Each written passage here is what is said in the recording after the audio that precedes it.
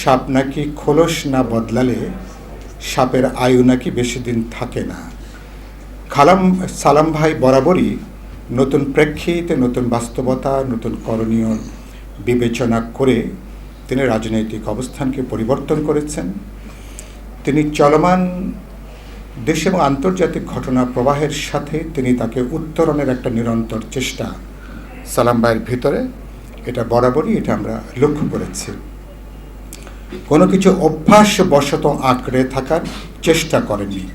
সমাজ যেটা দাবি করেছে, মানুষের যেটা প্রত্যাশা, একজন রাজনীতিকে মানুষ নতুন বাস্তবতা যা করণীয় সালাম ভাই সেটা করবার একটা ঐকান্তিক প্রচেষ্টা বরাবরই তার ভিতরে আমরা লক্ষ্য করেছি।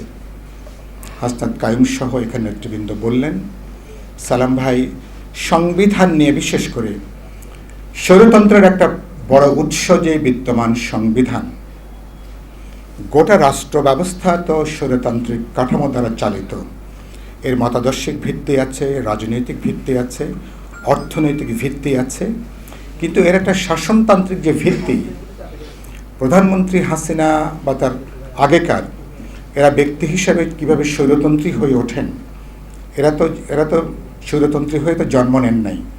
ক্ষমতা এবং বিদ্যমান সাংবিধানিক কাঠামো কীভাবে এদেরকে স্বৈরতন্ত্রী করে তোলে, ফ্যাসিবাদী করে তোলে, চূড়ান্ত স্বেচ্ছাচারিতায় তাদেরকে কিভাবে ঠেলে দেয়, সালাম ভাইয়ের এটা একটা বড় মনোযোগের বিষয় ছিল। সেই জায়গা থেকে তিনি সংবিধানের গণতান্ত্রিক তার যে পরিবর্তন, সংস্কার বলি, রূপান্তর বলি, এবং একটা গণতান্ত্রিক সংবিধানের জন্য যে তার সঙ্গে যেখানে আমার চিন্তার মিল, একটা গণতান্ত্রিক রাষ্ট্র এবং একটা গণতান্ত্রিক সরকার ব্যবস্থার মধ্যে গণতান্ত্রিক সংবিধান কীভাবে তৈরি হতে পারে, আর তিনি এ ব্যাপারে তার দীর্ঘ জীবনের অনেক সাধনা করেছেন, চিন্তা করেছেন, লেখালেখি তিনি এ ব্যাপারে করেছেন। সালাম ভাইয়ের বই আছে, যারা এই ব্যাপারে আরও মনোযোগী নিশ্চয়ই আর সে বইটাও তারা বিবেচনার মধ্যে তারা রাখবেন।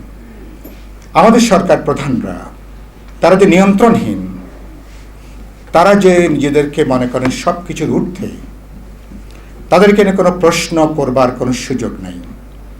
আপনি কি মার্কিন যুক্তরাষ্ট্রে, পৃথিবীর সবচেয়ে এখনো পর্যন্ত পরাক্রমশীল যে দেশ, তার রাষ্ট্রপতিকে আপনি ইমপিচমেন্টের আওতায় আনতে পারেন।